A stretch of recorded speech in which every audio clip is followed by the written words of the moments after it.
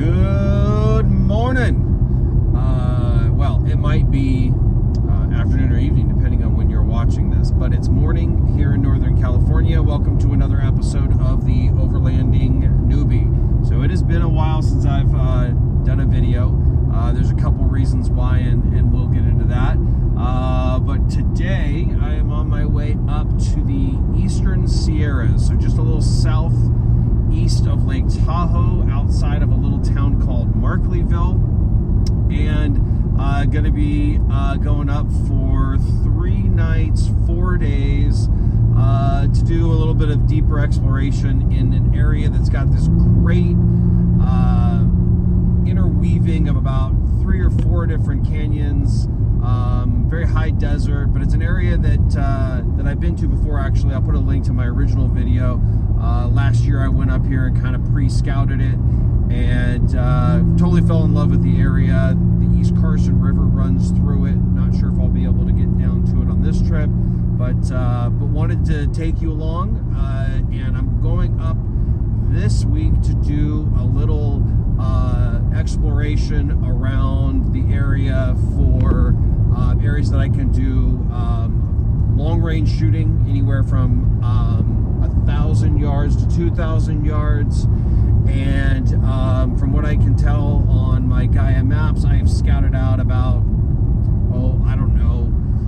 10 different potential campsites between one primary canyon area and another. So I figured I'd take you along for the ride, let you kind of see some of the beauty of what's going on in Northern California in the summer of 2023. And then also what I figured I'd do is chat a little bit about what I've learned over the last, call it a year and a half, my first year and a half of overlanding. So that's my intro. Thanks for coming along for the ride. Okay, so the reason that I haven't done a video in a while is that Northern California had an absolutely incredible winter from 2022 into 2023. Record-setting snowfall and rain. So the winter was a little rough and wasn't. I didn't get out and do much camping in the winter. And then the spring has had many of the areas that I've targeted to go up and camp at under snow. Which, by the way, if you're not using the this snow layer that the Gaia Maps app has on it, you're missing out if you live in an area with snow. But it was a really cool way for me to kind of track some of the areas I was targeting to go, how much snow they had, and when the snow receded to the point that I could go up and get some camping in. So it is early June, and I am heading up to the southeast side, again outside of the town of Markleyville, of just out southeast of Lake Tahoe. And just a couple of weeks ago, the snow appeared to melt back to a point that made it conducive for some camping. So I'm going to show you some great footage of that area. And then what I don't know is obviously there's a lot of snow melt and what I'm going to find for the river. So that's kind of what's been delaying any videos. But I've gotten about 3 or 4 trips in already this year, and most of those have been to areas that I've been to before, so didn't want to repeat any videos on that. So let's talk a little bit about what I've learned in my first year and a half of overlanding. So again, this is very personal to me, but first and foremost, I have found that I really enjoy base camping. So obviously, I travel with a trailer, and I'll show you a little bit of that once we get to camp. But I have found that I enjoy setting up a base camp and then doing excursions from that base camp, rather than quick evening setups after a day of overlanding, quick morning teardowns, and back onto overlanding. So my personal hobbies really make it conducive for the base camping. So I really enjoy fly fishing, and I really enjoy long range shooting. So a lot of what I do personally sets up very well to kind of have a day camp, go off and do some fishing. Have a day camp, go off and do some off-road exploration. Have a day camp, do some fly fishing, come back for the evening. I also like a lot of the creature comforts of traveling and camping. So for me, my setup and teardown isn't super quick. It probably takes me an hour to set up, an hour to tear down, depending on how much cleaning I'm doing during the teardown phase. So it really just makes sense for me to get someplace, set up for a couple days, and then settle in and be comfortable. So that's one of the things that I've learned about myself. The other thing I've done in the first 12 to 18 months of this hobby is really pay attention to what I was using on a regular basis. So this year I really kind of went through, scrubbed what I had in the trailer, and I ended up just kind of backing some stuff off. If I hadn't used it in most of my travels, I pulled it out and made room for other things. So that was a big part of what I've done. And then the last thing I've learned is that for me, pre-scouting an area that I'm going to, especially because I travel with an overlanding trailer, and yes, it's pretty equipped. It's got 33s on it and some decent ground clearance. But I travel with about 20 gallons of water, and again, creature comforts. I've got a lot of stuff in the trailer. So for me, I want to make sure where I'm going is going to be conducive to traveling with the trailer. The other thing is I'm pretty much in a stock Tacoma. I've got a couple add-ons, skid plate and things like that. But I haven't done the big lift kit. I haven't done the high clearance bumpers. I haven't done rock slides on this yet. So for me, I'm doing some pretty basic overlanding and off-roading. So I like to be able to get up and pre-scout it. Gaia Map Systems, if you haven't seen the kind of series of videos I did on Gaia Maps, they're on my page.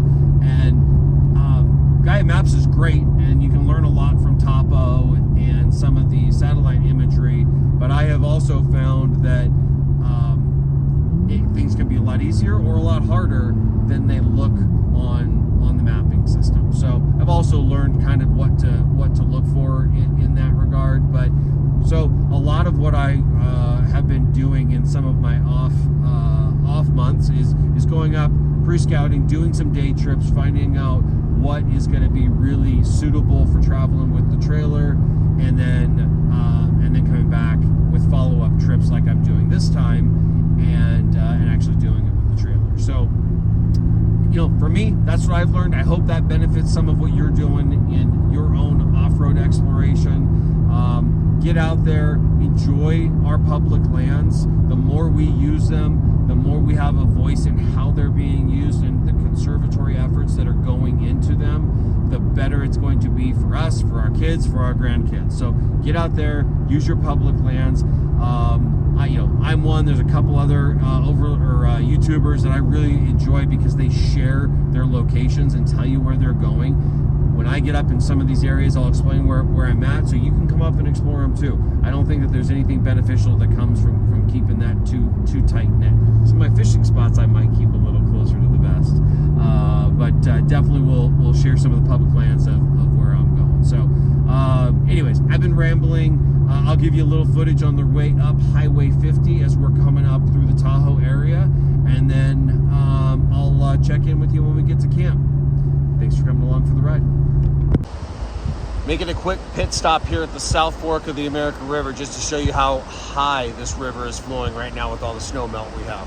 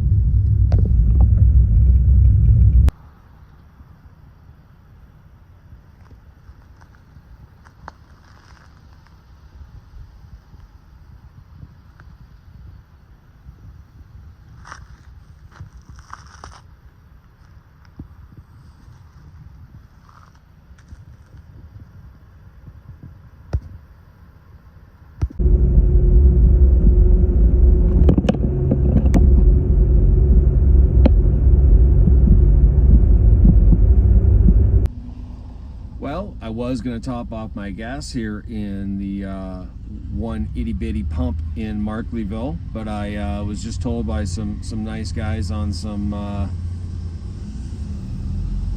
cross-country motorcycles that the pump is not working. So we're going to cruise through Markleyville here and go on to the air down spot.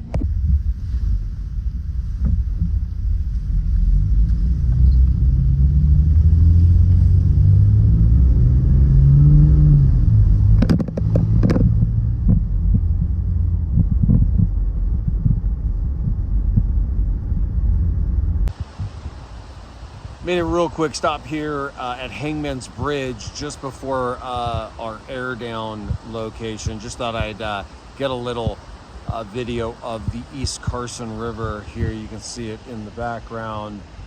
It is flowing very, very fast. This is very high water for this area. They've had a lot of flash flood warnings as the snow melt has been coming down the hill, but it is beautiful to see this much water in Northern California.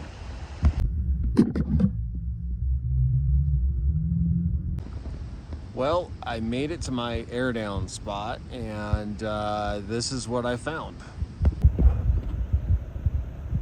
So I'm guessing the road's in probably pretty rough shape up there after all of the snow melt. So I think I'm gonna go up the road just a little bit to Monitor Pass, and there's some campsites I've scouted out before on Gaia Maps that are pretty close to the highway, maybe a mile back if that. So I'm gonna go up there. They might be open. If they are, I can set up camp and then I can drive back down here in the Tacoma and just scout this and see if it might be worth moving down here for the next couple nights. I'm gonna go give that a whirl right now.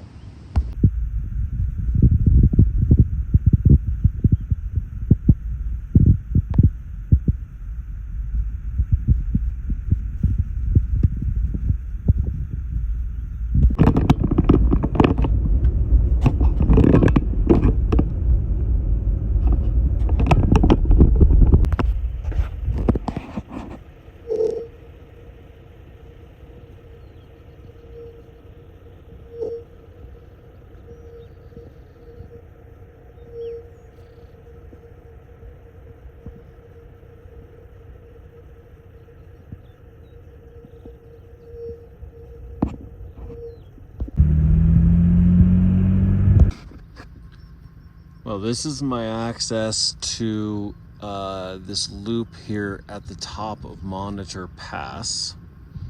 It is pretty flooded. I wouldn't normally stress on this if I knew what was underneath there and if I potentially wasn't towing the trailer and I might get into some soft stuff. So this is actually a loop. It kind of goes back and then circles back out to the highway. So I'm gonna keep going up to the other side of this loop and we're gonna see what we can find there.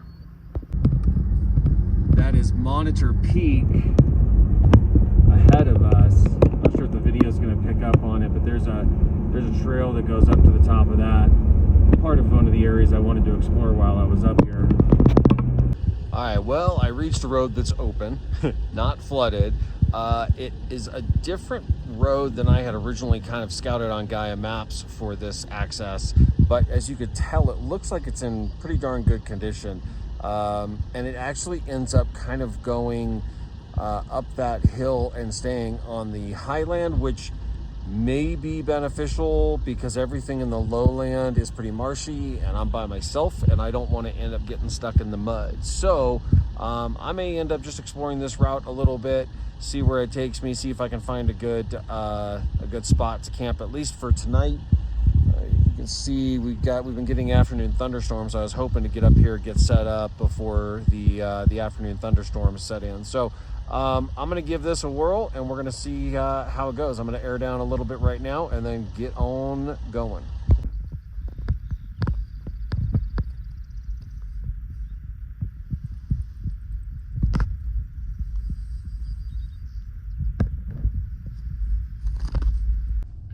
All right, so I found a little connector to the Forest Service road that I originally had scouted out. I've actually seen it on a motorcyclist, a cross-country motorcyclist video before. One Take Sunday, I think is the guy's name. Does great videos.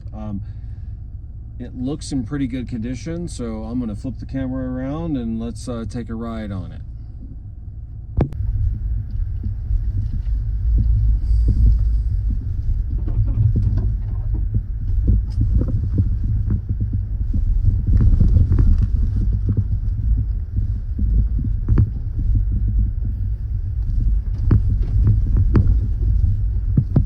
Big creek crossing, look out.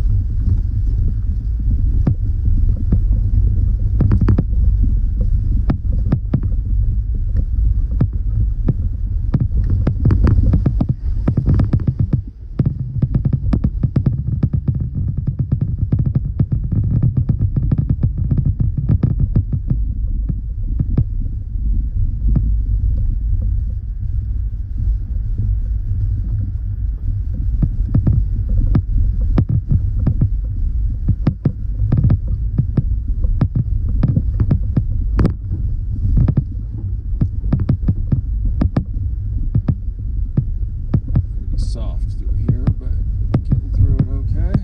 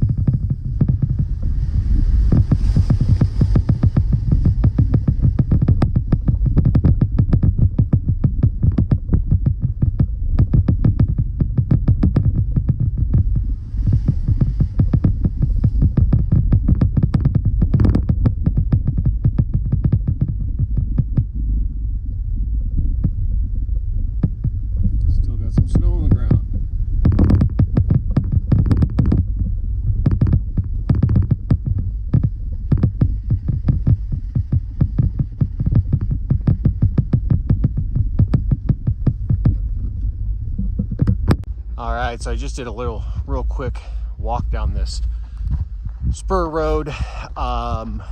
There was a campsite at the end of this that I had spotted as a potential spot off of Gaia Maps, and it actually is beautiful. Nice little Snow Creek running off right next to it.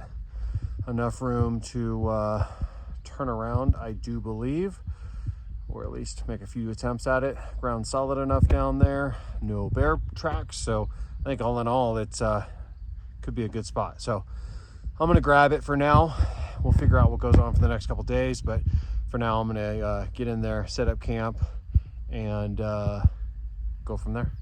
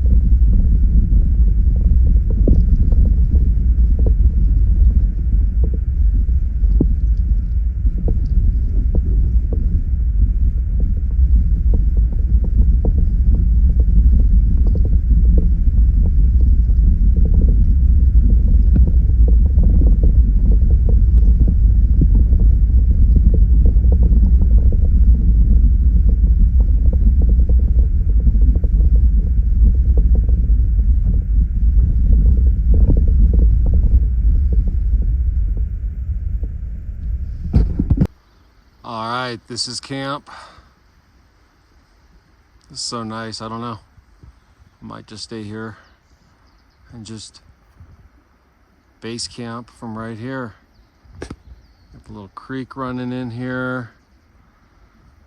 Pretty sheltered from ridges on both sides. So this is cool. All right, time to set up. All right, so before I get set up, I need to use my bivy stick and remind my wife that I am not in the same camping spot that I was originally planning to be. So always keep your loved ones in touch with what your plans are when you're out in the woods.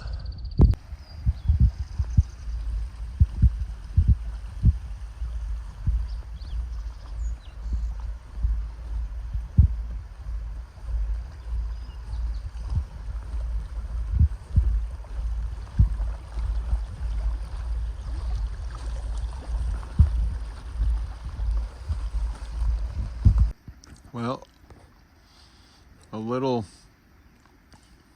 southeast of me, there's some good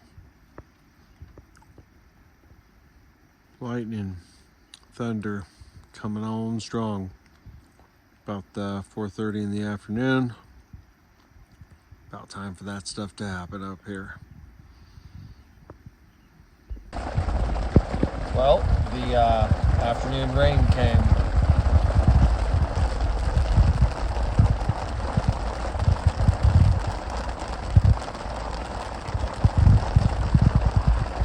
Just reading the book up in the tent.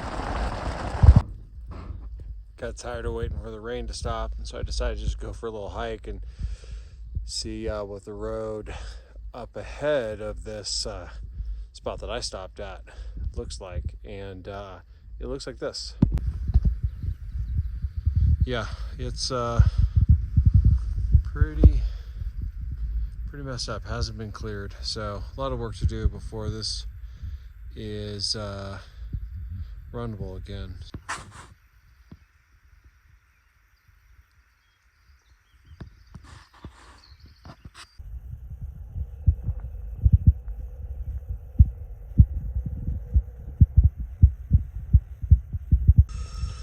All right, so another thing I've learned over the last year or so is I've actually scaled back my food and what I bring on my trips. I used to just go crazy and bring a ton of food and try and eat like those trail recon guys do, and now I've actually kind of toned it back a little bit. So one trick that I'll use here, I'll kind of show you what I've got on the menu for tonight.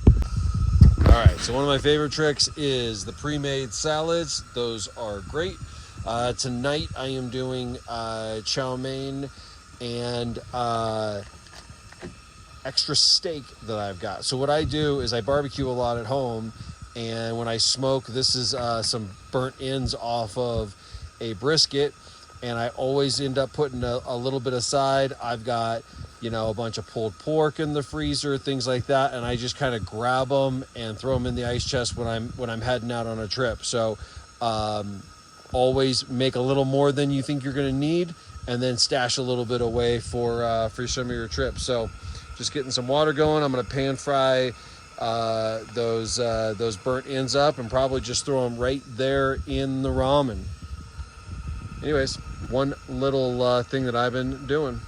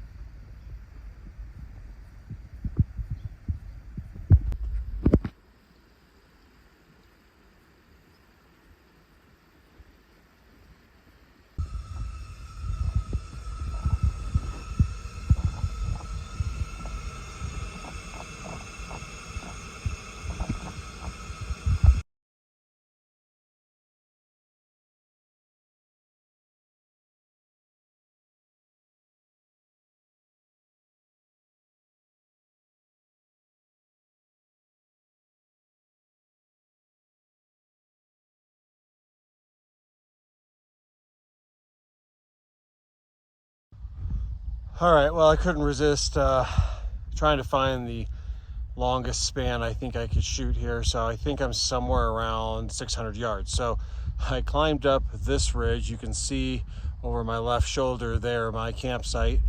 I'll turn the camera around here and show you the view and where I will be shooting from. So here is the incredible view from where I placed this target. Let's see how far I can zoom in here. That's 1.5 times. There's 3 times, all the way down to 9 times. And then while I'm on the 3 times zoom, I'm gonna go up the ridge on the other side, and I think you can see the road there. I'll be shooting from, I believe, the clearing right there. It is an absolute beautiful view from up on this ridge. It was a heck of a walk up that. I definitely feeling the altitude. And then here is the target I'll be shooting at. It's about 6 inches across, so about 1 minute of angle. All right, as you can tell, I'm a little winded. I made it up the hill to where I'm going to be shooting at the target I laid out. So thought I'd just give you the view from here real quick. So that's our spot on the other side of the hill. Zoom in here. I might need to zoom in a little bit more. So 9 times zoom isn't getting me all the way there, but that's the rock right there with the target on it. So, all right, picking up my target. So looked like 3 hits in the top corner for a total of 15 on the plate. The rock definitely took a beating up there. So 13 out of 24, a little bit better than 50%. Not great, but not bad for shooting across this canyon. It's got winds switching from right to left, gusting anywhere pretty steady from 5 to 7 and hitting 10 to 15 miles an hour. So a nice challenge, very fun. Today is holding out to be beautiful, a little bit better than yesterday was, although those clouds out in the distance, who knows what they bring. All right, so after further review, that was 12 out of 24 on the plate, and I was about 450 yards away. Gotta be accurate. All right, so just got done taking my nightly shower. Not that you really needed to know that, but it did have me thinking about things that I've learned over the last year or so of, I'm gonna call it off-road camping. Overlanding probably, again, is more of a mobile experience. I'm a little more stationary. So the investment into a shower is so worth every penny that you would pay for everything that goes along with it. It's worth carrying a little extra water. I've got the 23-0 ensuite, which in and of itself doubles as a call it an outhouse when Mother Nature calls. I use the Julka system here. I'll show you what that looks like.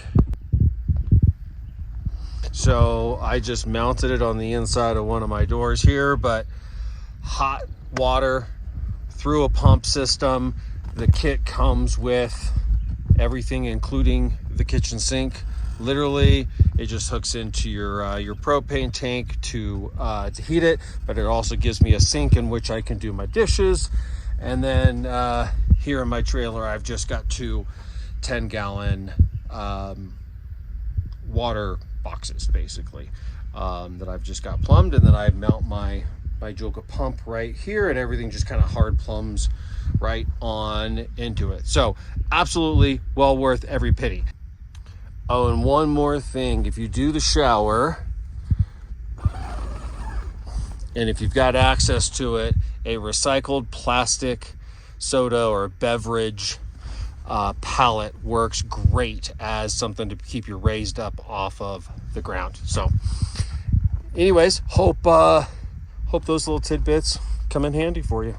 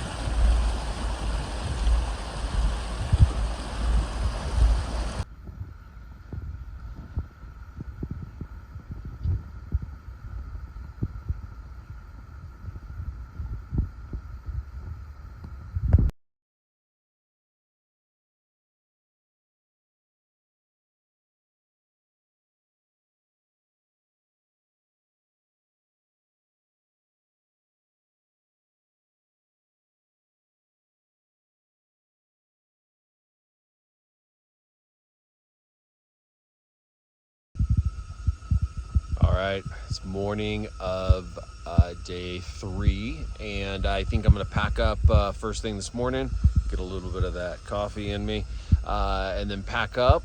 And I think I'm gonna go try and check out another campground that I've been looking at. The highway just opened up on that side of Ebbets Pass, and I believe that snow should have cleared enough to get access into it. So I'm gonna give it a try. If it works and it's accessible, great. Stay one more night and head home. If not, we'll check it out, get a little film, and then head home tonight. So come along for the ride. I'm not sure how well it's gonna pick up on camera, but each morning there's just a massive hatch of mayflies right here next to the creek. It's super cool. All right, well, I'm at the end of the dirt road. I'm airing back up, but there's some beautiful views up here I just wanted to get a really quick shot of. Check this out.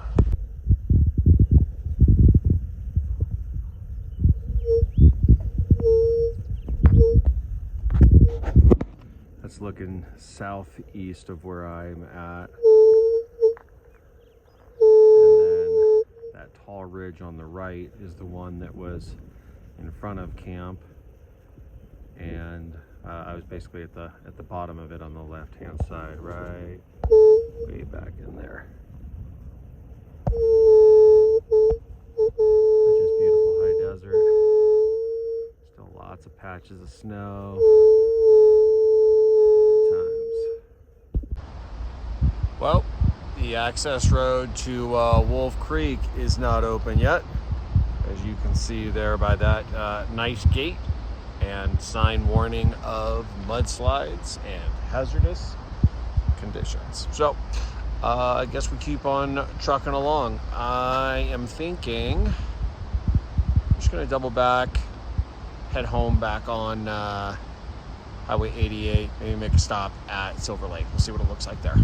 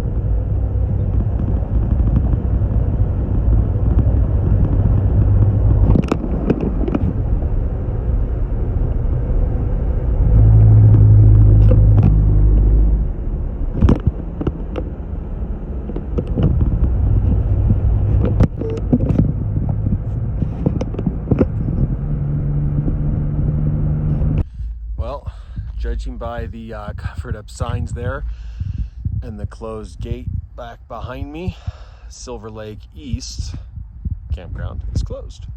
Still, you can see still some patches of snow back there on the ground, but it is definitely very quiet back there.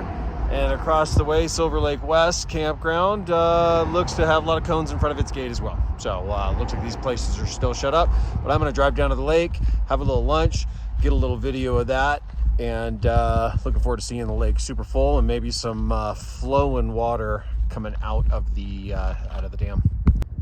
Well, the day camp at Silver Lake is open, so I got a nice picnic table, beautiful views. I'm gonna flip the camera around and show that to you, and hopefully you can pick it up. But the sound of what is normally a little snowmelt creek on the opposite side of the lake is roaring. So hopefully it comes through on the camera, but there's a lot of water coming into the lake. So after I have some lunch, I'm gonna hike down below the dam and see what kind of water's going on down there too.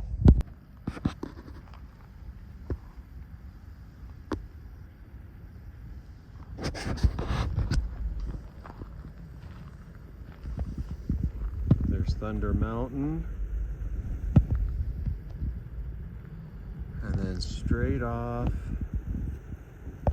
in the distance there is where the water's coming in. I'm gonna see if I can zoom in a little bit better. There you can kind of see it.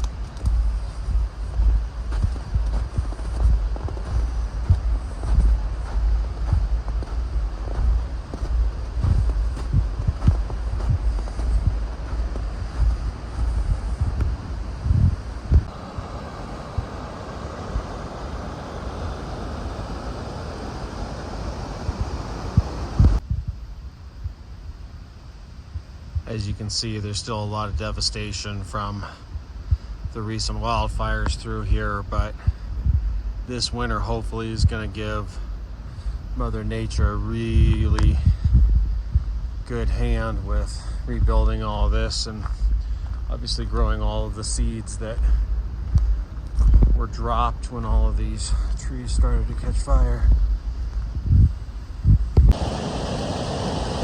There's definitely plenty of water going through here right now. If you want to get any type of a correlation to how much water this is, I did a video on this last year when my family and I were camping at one of the campgrounds, actually the one that was closed, and the kids were down here swimming around in the potholes. This is feet higher than the average flows. It's well above the high water lines into the tree lines. Along the hike. It is pretty epic to see this going on. There's some cool holes down below. I'll get a little bit more video. So I probably should have mentioned a little earlier, but in case you're not familiar with this river, it's the Silver Fork of the American River, obviously named after the Silver Lake that it comes out of. But it runs about, I'm guessing, but I'm going to say about maybe 45 miles west. And it comes into the South Fork of the American River. But as you can see, again, I can't wait to go back and look at those videos I did of last year with the kids swimming in all these swimming holes. It is much, much higher. It's awesome.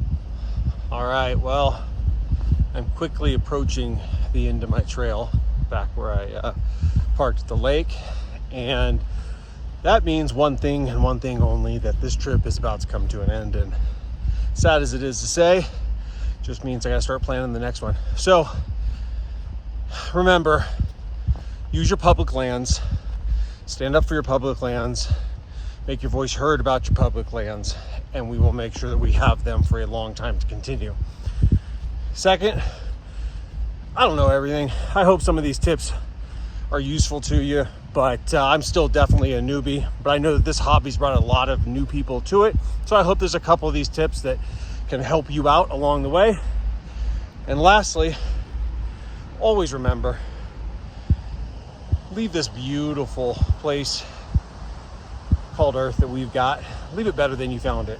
When you go out, bring a couple extra trash bags, pick up some other people's trash, other people that don't respect Earth the way that we do. So make sure that you do that, and we will always have this beautiful place to enjoy. So thank you very much for coming along for the ride, and until next time, you guys have a great one.